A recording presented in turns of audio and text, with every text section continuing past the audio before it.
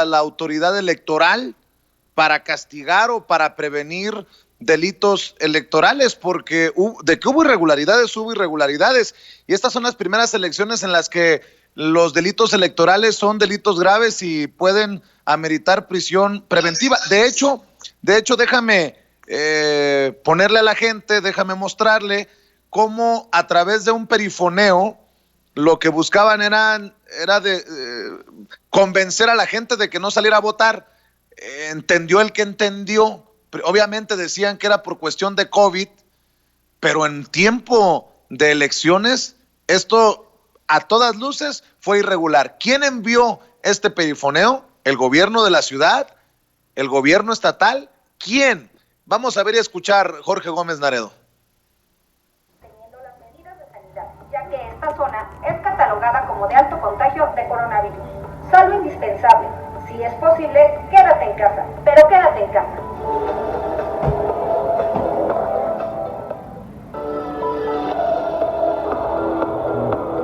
Amigos y vecinos, les recordamos que sigan manteniendo las medidas. Oiga, una pregunta. Ya que esta zona es catalogada como ¿Son de salud? ¿De dónde son? Solo indispensable. Si es posible, quédate en casa, pero quédate en casa. Pero pues es que esto como que está desmotivando a la votación, ¿no? Y aparte como que no entiendo por qué, cómo está. ¿Quién los contrató o qué? Amigos y vecinos, les recordamos que sigan manteniendo las medidas de sanidad.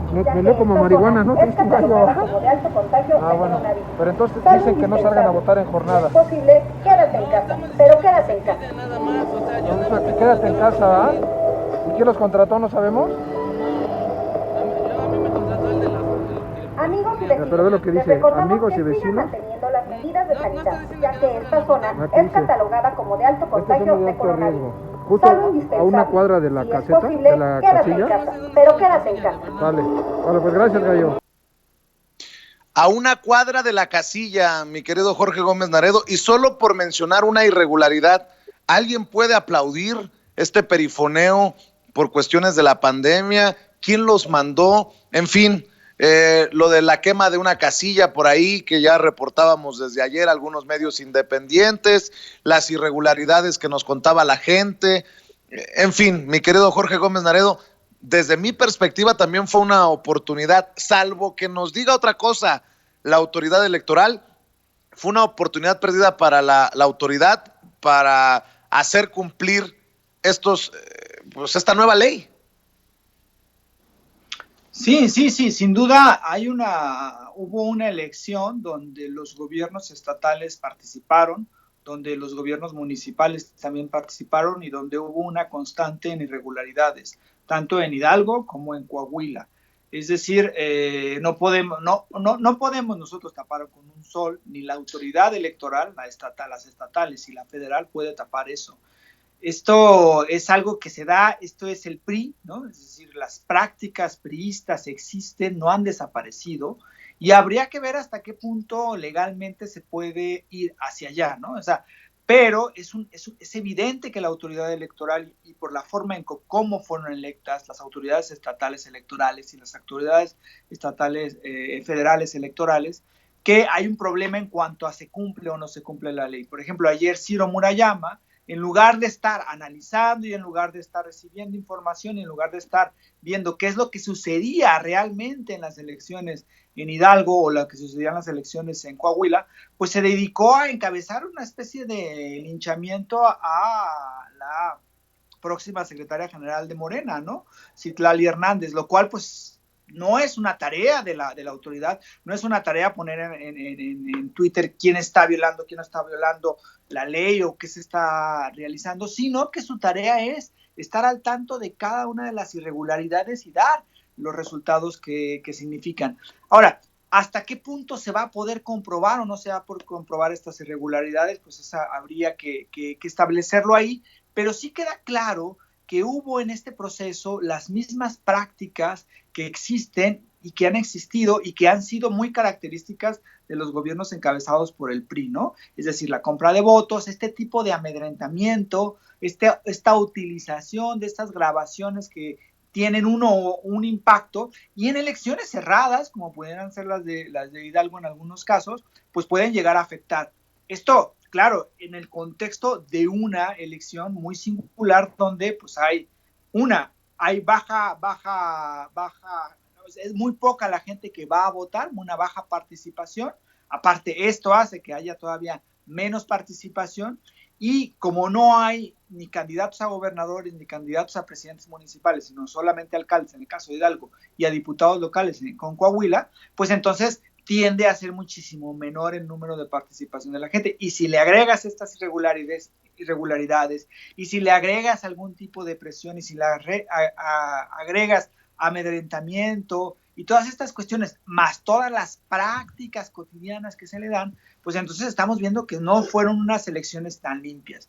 Hace no mucho, en México necesitaba la oposición al PRI y al PAN ganar con al menos 5 o 10 puntos de diferencia para que, una, se respetaran los resultados, y dos, las autoridades electorales que siempre han estado, porque esas autoridades las ponen los grupos políticos y las imponía el PRIAN, pues para que se respetaran, y ellas no respetaban los reglamentos y ellas no hacían nada por las irregularidades. Habría que ver hasta qué punto se puede pelear, y seguramente va a haber quejas especialmente en el caso de Hidalgo, sobre este tipo de irregularidades. Pero sí, es un proceso largo. O sea, no solamente se acaba por decreto esta cuestión de no fraude electoral, de que se haya puesto como un delito cualquier tipo de relación con el fraude electoral, sino que es un proceso que tiene que durar, que tiene que estar, que se tiene que dar, y que se tiene que exigir, y que se tiene que castigar. Y esto, claro, en el caso ahora nos alerta, ¿no? Este es el caso de Hidalgo, es el caso de Coahuila, pero en los próximos procesos electorales, los gobernadores del PRI y los gobernadores seguramente del PAN y de otros partidos políticos van a intentar hacer este tipo de irregularidades, van a cometer los fraudes, y es ahí donde se necesita tener una clara competencia, porque también la estructura de Morena para defender el voto, aunque sea Andrés Manuel el presidente y aunque haya este tipo de leyes, pues se necesita una organización, porque el PRI ha cometido durante muchísimos años de fraudes y tiene amplia experiencia en ello. Entonces creo que sí se precisa una organización de Morena para la defensa del voto, aunque existan todas estas leyes que se están echando a andar. Pues mi querido Jorge Gómez Naredo, yo voy a invitar a las personas para que sigan apoyando las trincheras independientes como el de la revista Polemón. ¿Por qué no le dices a la gente que nos está viendo y escuchando en dónde encontrar la cobertura? Sí, nosotros estamos, es polemon.mx, es un proyecto que tenemos ahí ya bastantes años.